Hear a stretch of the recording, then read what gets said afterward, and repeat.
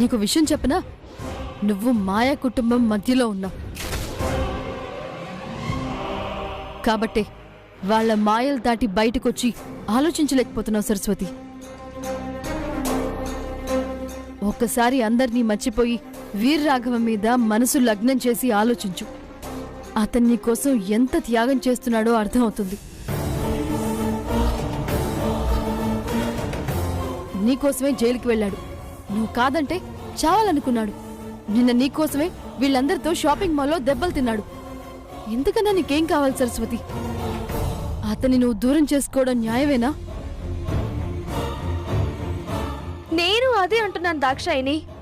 వీర్రాఘవ నాకు ఫోన్ చేసి ఇబ్బంది పెట్టడం, లైఫ్ ఇస్తాననడం, ఇలా నా కోసం దెబ్బలు తినడం నాకు కూడా నచ్చట్లేదు. అతన్ని పెళ్లి చేసుకోవాలంటే ముందు ఈ ఫ్యామిలీని వీధికెక్కించాలనే డ్రామాని ఆపేద్దాం. వీళ్ళకొక మాట చెప్పి వెళ్ళి పెళ్లి చేసుకుంటాను. ఏంటి సరస్వతి, నేను ఎంత చెప్పినా మళ్ళీ అక్కడికే వస్తున్నావు? మా మీద పగ తీర్చుకోవడం కోసం దాక్షాయిని, వీర్రాఘవ సరస్వతి జీవితం నాశనం చేయాలనుకుంటున్నారు. ఎమోషనల్ గా బ్లాక్ మెయిల్ చేసి ట్రాప్ చేసి ఈ అమ్మాయిని పావులా వాడుకోవాలనుకుంటున్నారు. ఈ ప్రమాదం నుంచి సరస్వతిని ఎలాగైనా బయటపడేయాలి.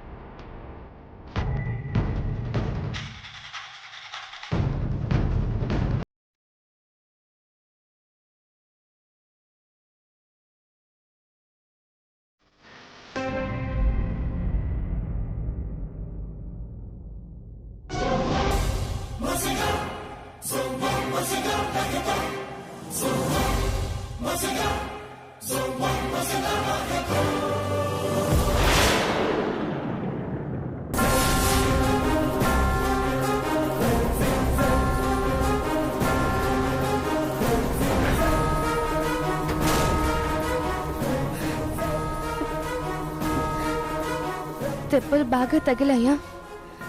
నొప్పిగా ఉందా? నిన్ను చూడగానే నొప్పి తగ్గిపోయింది సరస్వతి.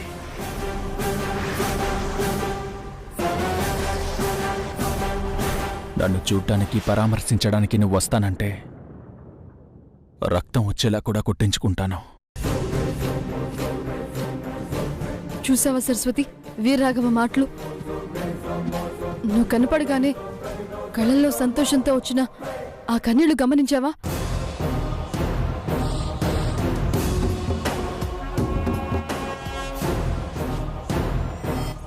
స్వచ్ఛమైన ప్రేమంటే ఇదే, ఆ శ్రవంతి కాదు.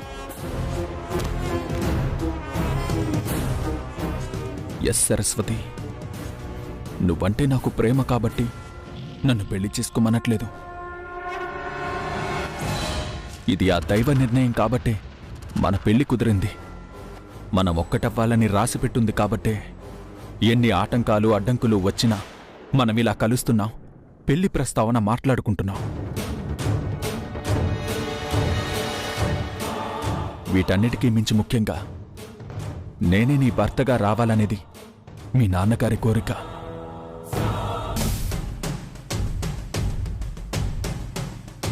మనసులో ఎలాంటి సందేహాలు పెట్టుకోకుండా నాతో పెళ్లి కొప్పుకో.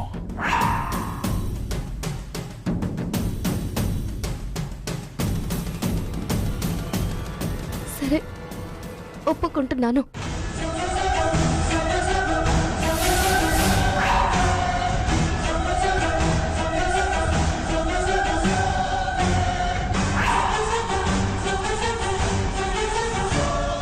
కానీ పీటల మీద శ్రావణ్తో పెళ్లి ఆపుడాలు, గొడవలు, చికాకులు ఏవి వద్దు. మీరు చెప్పినట్టే నాకు జరిగిన నష్టాలన్నీ విధిరాత అనుకుంటాను. మా నాన్న పోవడం నా తలరాత అనుకుంటాను. రామరాజు గారు, సీతక్క నా మీద పెట్టుకున్న నమ్మకానికి క్షమాపణ చెప్తాను.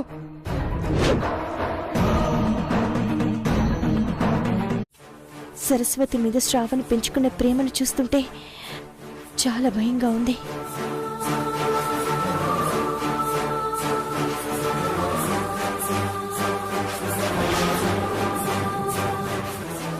దాక్షాయిని మాటలు నమ్మి సరస్వతి పీటల మీద పెళ్ళాపేస్తే శ్రావణ్ తట్టుకోగలడా? అలా జరగకూడదు. ఏం చేసైనా సరే సరస్వతి మెడలో శ్రావణ్తో 3 ముళ్ళు వేయిస్తేనే అన్ని సమస్యలు తీరుతాయి. ఏమండి, రేపు ఉదయాన్నే పంతులు గారిని ఇంటికి పిలిపించండి. ఎందుకు సీత? ఆలస్యం చేయకుండా సరస్వతి శ్రావణ్ల పెళ్లికి ముహూర్తం పెట్టించి వెంటనే పెళ్లి చేసేద్దామండి. వెంటనే పెళ్లి చేయాలని మనం అనుకుంటే సరిపోతుందా సీత? మంచి లగ్నం కుదరాలి కదా. 2 రోజుల్లో ముహూర్తం ఉన్నా పర్లేదండి, పెళ్లి చేసేద్దాం. ఏమైంది సీత, అర్జెంటుగా పెళ్లి చేయాలని ఎందుకు కంగారు పడుతున్నావు? కంగారు కాదండి, భయపడుతున్నాను. అదే ఎందుకని అడుగుతున్నాను. గత కొన్ని రోజులుగా జరుగుతున్న పరిణామాలు చూస్తున్నాను కదండి. తాను చేసుకోవాల్సిన అమ్మాయి శ్రావణ్ణి పెళ్లి చేసుకుంటుందన్న కక్షతో నిశ్చితార్థం జరిగాక కూడా వీర్రాఘవ జనం ముందు మనల్ని అవమానాల పాల్చేశాడు. నిన్న షాపులో సరస్వతిని ఇబ్బంది పెట్టాలని చూశాడు. పెళ్లిలో ఏం చేస్తాడో తెలీదు. వాడు ఏ హాని చేయకుండా సరస్వతిని మనం ఎన్ని రోజులని కాపు కాస్తాం, ఎన్ని రోజులని రక్షణ కల్పిస్తాం? వాడు చేసే ప్రయత్నం అంతా ఈ పెళ్ళాపి తిరిగి సరస్వతిని దక్కించుకోవడానికే. అందుకే మనం వెంటనే శ్రావణ్ సరస్వతిల పెళ్లి చేస్తే సరస్వతికి వాడి పోరు తప్పుతుందండి. మరీ చిన్నపిల్లలా ఆలోచిస్తున్నావేంటి సీత? చిన్న పిల్లలా కాదండి, ఆడపిల్లలా ఆలోచిస్తున్నాను. ఈ ఇంటి ఇల్లాలుగా ఆలోచిస్తున్నాను. మన కుటుంబం మేలు కోరి శ్రేయోభిలాషిగా ఆలోచిస్తున్నాను. కీడించి మేలించమన్నారు. ఇదంతా మీకు తెలియంది కాదు. అందరికీ తీర్పు చెప్పే మీకు నేను చెప్పేటంతటి దాన్ని కాదండి. మంచి గుమ్మంలో నుంచొస్తే చెడు దొంగల గోడ దూకొస్తుంది. ఎలా కనిపెడతారు? రేపెప్పుడైనా సరస్వతి ఒంటరిగా బయటికి వెళ్ళినప్పుడు ఆ వీర్రాఘవ కీడు తల పెడితే దానికి ఎవరు బాధ్యులండి? అందుకే వెంటనే సరస్వతి శ్రావణ్ల పెళ్లి చేస్తే వాళ్ళ బంధం బలపడుతుంది, వాడి పీడ తప్పుతుంది. సరే సీత, నువ్వు కంగారు పడద్దు. రేపే పంతులు గారిని పిలిపించి వెంటనే ఏ ముహూర్తం ఉంటే ఆ ముహూర్తానికి వాళ్ళకి పెళ్లి చేసేద్దాం. అందుకు ఒక్కరోజు సమయం ఉన్నా సరే అదే ఖరారు చేద్దాం. మంచిదండి, వెంటనే మీరు ఆ ఏర్పాట్లు చూడండి. మీకు మజ్జిగ తీసుకొస్తాను. సీత, ఇప్పుడేం వద్దు. ముందు నువ్వు కంగారు తగ్గించుకుని స్థిమితంగా ఉండు. మా అందరి శ్రేయస్సు కోరే నువ్వు టెన్షన్ పడుతున్నావేంటి? కీడించి మేలించాలంటారు. ఇందాక నువ్వు మంచి మాట చెప్పావు సీత. అది 100కి 100 పాళ్ళు నిజం సీత. నేను మగవాణ్ణి కాబట్టి ఒకవైపు నుంచి తెగించి ఆలోచిస్తాను. నువ్వు బాధ్యత గల ఇల్లాలివి కాబట్టి అన్ని వైపుల నుంచి చెడిపోకూడదని ఆలోచిస్తావు. అవునండి, కొన్ని నిర్ణయాలు తీసుకోవడంలో ఆలస్యం చేసినా పర్వాలేదు. కానీ పెళ్లి విషయంలో నిర్ణయాలు త్వరగా తీసుకోకపోతే జీవితాలే నాశనం అయిపోతాయి. ఎంత తొందరగా వీలైతే అంత తొందరగా ఈ పెళ్లి జరిగిపోవాలి. సరే సీత. సరే, నేను వెళ్ళి మజ్జిగ తీసుకొస్తాను.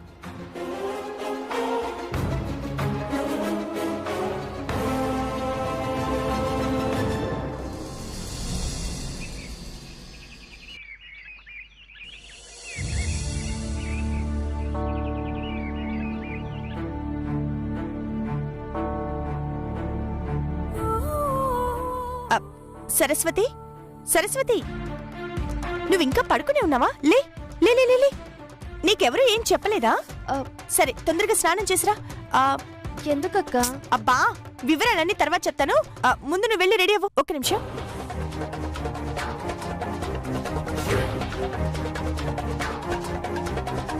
ఇదిగో ఇదిగో, వెళ్ళి స్నానం చేయి. అక్క, ముందు విషయం ఏంటో చెప్పొచ్చు. చెప్తానన్నాను కదా, అంతా నీకోసమే. ముందు వెళ్ళి స్నానం చేసిరా. వెళ్ళు వెళ్ళు వెళ్ళు వెళ్ళు.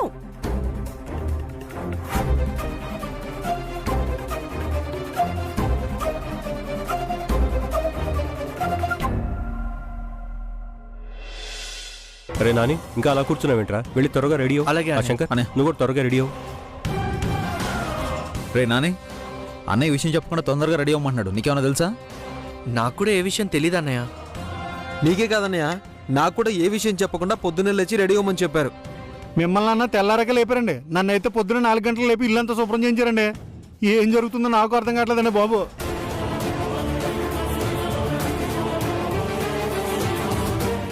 నువ్వేంటి ఇంకా ఇలాగే ఉన్నావు? ఉదయం చూడు, పొద్దున్నే రెడీ అయ్యి ఎలా పనులు చేస్తుందో. నేను ఇంత మాట్లాడుతుంటే కనీసం నువ్వు ఉలుకు పలుకు లేకుండా సైలెంట్గా ఉన్నావేంటి దాక్షాయిని? దాక్షాయిని, నిన్నే దాక్షాయిని.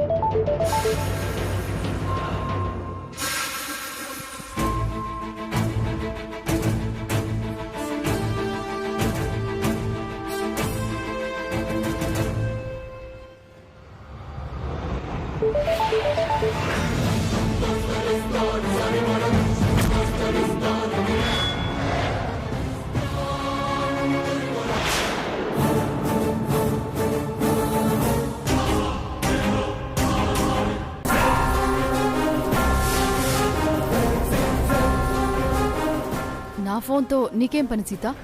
అదెందుకు తీసావు? ఆ, నీ ఫోన్ అని నాకు తెలీదు.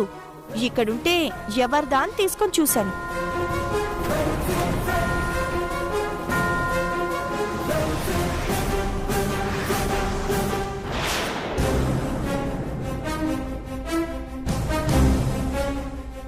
పర్మిషన్ లేకుండా సీత పరాయి వాళ్ళ ఫోన్ ముట్టుకునే రకం కాదే.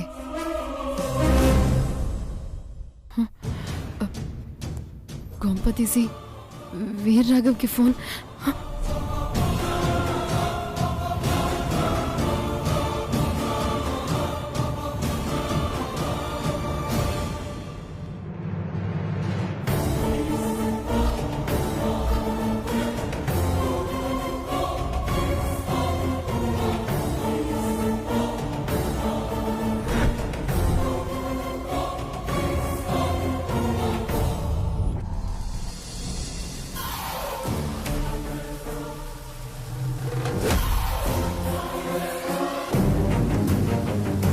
వీర్రాఘవని కలవడానికి ఒంటరిగా వెళ్ళాలా?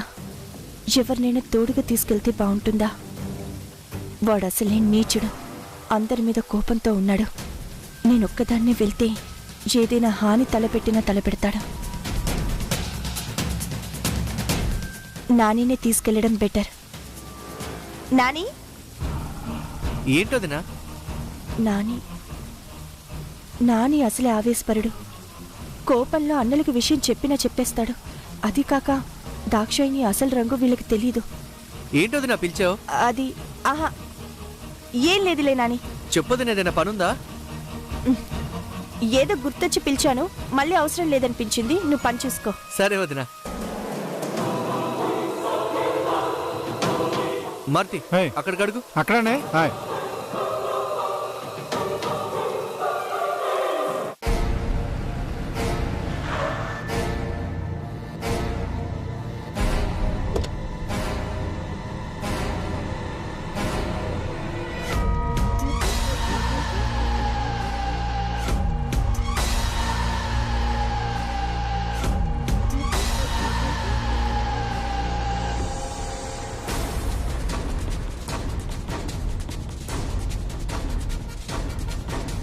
ఫోన్ చేస్తే ఏదో ప్రాబ్లం ఉన్నట్టుంది. అందుకే ఇందాక నేను చెప్పింది మాత్రమే విని తనేం మాట్లాడకుండా కలుస్తానని మెసేజ్ పెట్టింది.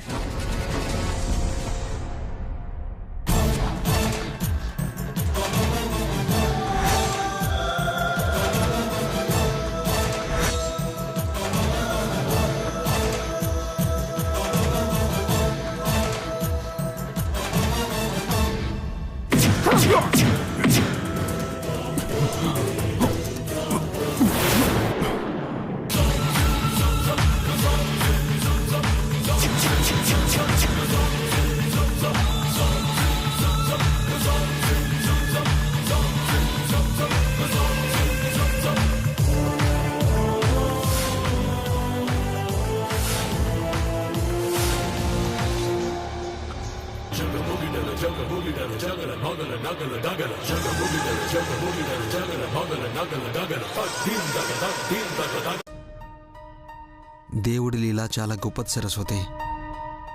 నువ్వెవరో నేనెవరో మిస్అండర్స్టాండ్ చేసుకుని నేను నీ పెళ్ళాపడం ఏంటి? నా వల్లే నీకు నష్టం జరిగినా కూడా నువ్వు మా ఇంటికే వచ్చి ఉండాల్సి రావడం ఏంటి?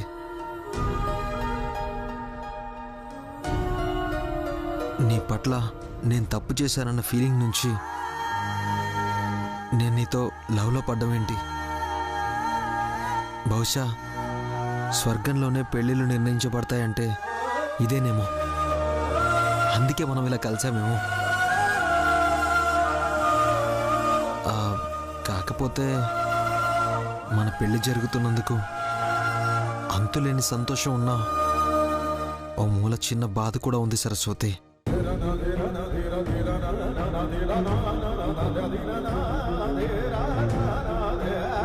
మన ప్రేమ గురించి నేను ఎంతో ఊహించుకున్నాను. నేనొచ్చి నీకు ప్రపోజ్ చేయాలని, నువ్వు ఒప్పుకోకపోతే కన్విన్స్ చేయాలని, నువ్వు నా నిర్ణయం చెప్పడానికి టైం తీసుకుంటే టెన్షన్ పడాలని, ఫైనల్గా నువ్వు ఒప్పుకున్నాక ఉత్సాహం ఉరకలేస్తుంటే నా అంత అదృష్టవంతుడు ఎవ్వరూ లేరని అరచి ఈ ప్రపంచానికి చెప్పాలని చాలా అనుకున్నాను సరస్వతి.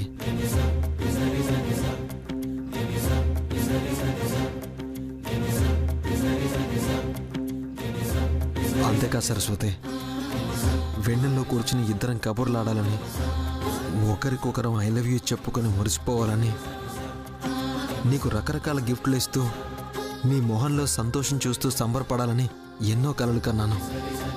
అవేవి జరగకుండానే పెళ్లి జరిగిపోతున్నందుకు బాధగా ఉంది సరస్వతి. ఏదేమైనా నువ్వు నాకు దక్కడం మాత్రం నా అదృష్టం సరస్వతి. నేను నీ జీవితంలోకి వచ్చిన దగ్గర నుండి నువ్వు పడిన బాధలు చాలు. మన పెళ్ళయ్యాక నీ కంటి నుంచి చిన్న కన్నీటి బొట్టు కూడా రాకుండా అపురూపంగా చూసుకుంటాను. నా వల్ల దూరమైన మీ నాన్నని నాలో చూసుకునేలా చేస్తాను. నా ప్రేమకు మన పెళ్లికి మధ్యన కొన్ని గంటల వ్యవధి మాత్రమే ఉంది సరస్వతి. రేపు ఈ టైంకి మనిద్దరం భార్యాభర్తలం. ఒక లవర్గా నా గడువు ఈ రోజుతో ముగిసిపోతుంది. ఒక ప్రేమికుడిగా ఇంతవరకు నేనే అనుభూతి పొందలేదు. సో తప్పుగా అనుకోద్దు సరస్వతి.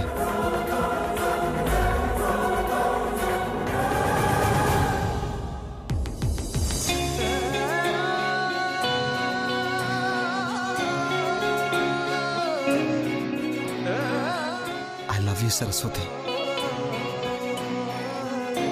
నాతో పెళ్లి కొప్పుకున్నందుకు థ్యాంక్ యూ సో మచ్.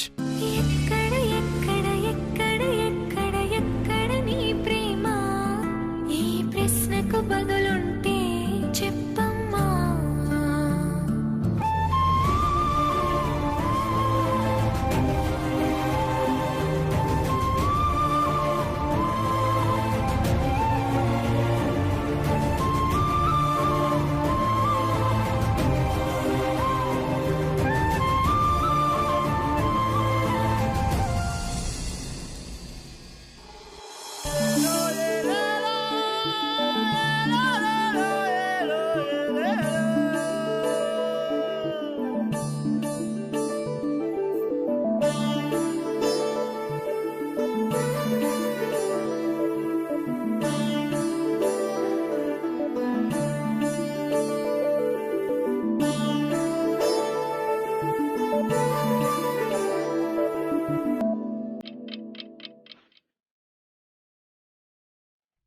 అయ్యో,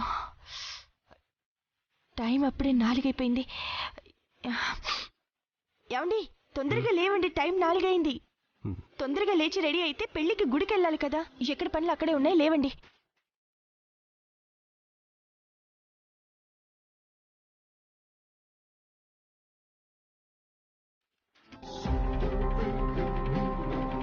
సరస్వతిని గమనిస్తుంటే ఏదో దిగులుగా కనిపిస్తోంది.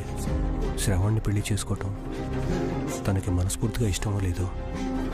తీరా పెళ్లి పీటలెక్కాక ఇష్టం లేదంటే ఆవాస్ పాలవుతాం.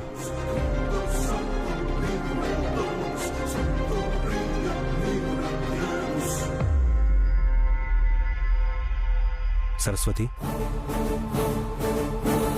నీతో కొంచెం మాట్లాడాలమ్మా. ఇప్పుడేంటండి, అసలే ఆలస్యం అవుతుంది. ఒక్క నిమిషం సీత.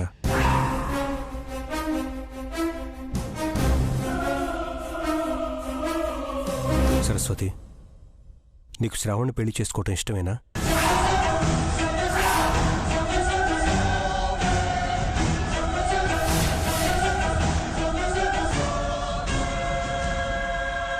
మనస్ఫూర్తిగానే ఒప్పుకున్నావా?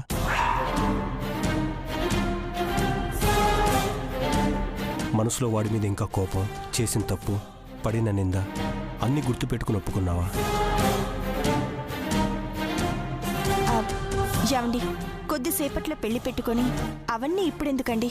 తను ఒప్పుకుంది. పెళ్ళయ్యాక చిన్న చిన్న అపోహలు ఏవైనా ఉన్నా తొలగిపోయి అన్నీ సర్దుకుంటాయి. లే సీత, పెళ్లి చూపులు చూసుకుని పెద్దలు కూర్చుని మాట్లాడుకుని కుదిర్చిన పెళ్ళైతే నువ్వన్నట్టు చిన్న చిన్న అయిష్టాలు, సందేహాలు ఉంటే పెళ్లి తర్వాత తొలగిపోతాయి. కానీ ఇప్పుడు పరిస్థితి అది కాదు. ఒక పెళ్లిలో జరిగిన తప్పు మరొక పెళ్లికి దారి తీసింది. అపార్థాలు చోటు చేసుకుని గొడవలు జరిగి నిందలు మోసి చివరికి సమస్యలు తొలగిపోయి ఇద్దరూ పెళ్లిపెట్లు ఎక్కుతున్నారు. పెళ్లికి ముందే జరిగినవన్నీ మర్చిపోయి స్వచ్ఛంగా ఉండటం మంచిది.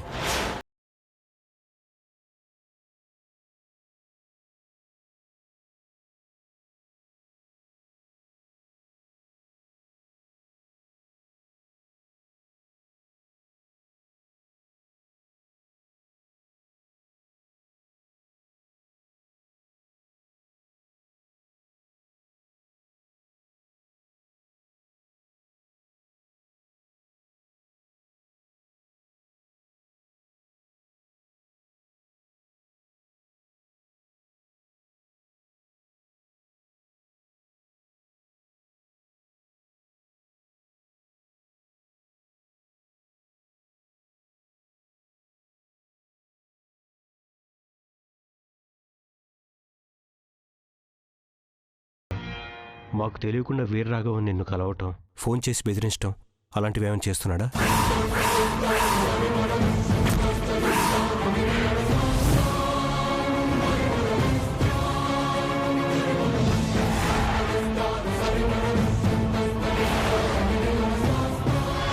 మరి నీ సమస్య ఏంటి సరస్వతి? ఎందుకు అలా ఉంటున్నావు? చూడమ్మా, పెళ్ళనేది మగవాడి జీవితంలో ఒక భాగం మాత్రమే. అదే ఆడపిల్లకి జీవితం. ఇప్పటికే నీ మీద, మా తమ్ముడి మీద నిందలు పడ్డాయి. చెడు ప్రచారం చేసి మరీ మీకు పెళ్లి జరిపిస్తున్నామని జనంలో స్థిరపడిపోయింది. ఒక పక్క వీరరాఘవ మనసులో కోపం పెట్టుకుని నీ పెళ్లి చెడగొట్టాలని చూస్తున్నాడు. పెళ్లి తంతు మొదలై నువ్వు శ్రవణ్ పీటల మీద కూర్చున్న తర్వాత ఏదైనా తేడా జరిగినా, పెళ్లి ఆగినా అంతకంటే అవమానం మరొకటి ఉండదు. ఇంట్లో నీకంటూ ఒక విలువైన స్థానం ఇవ్వాలనుకుంటున్న మా కుటుంబం ఊరి జనంలో విలువను పోగొట్టుకుంటుంది. నీ జీవితం అబాసు పాలవుతుంది. నీతో పాటు మేమందరం జీవితాంతం కుమిలిపోతూ బతకాల్సి వస్తుంది. దాక్షాయిని చెప్పినట్టు వీళ్ళ పరువు పోతుందని స్వార్థంతో మాట్లాడుతున్నట్టు అనిపిస్తోంది. అందుకే మనస్ఫూర్తిగా పెళ్లి చేసుకుంటున్నావా అని అడుగుతున్నాను.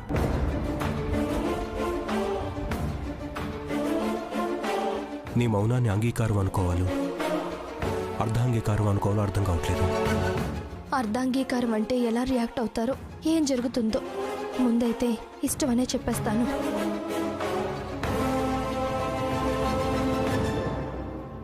ఇష్టంగానే చేసుకుంటున్నానండి.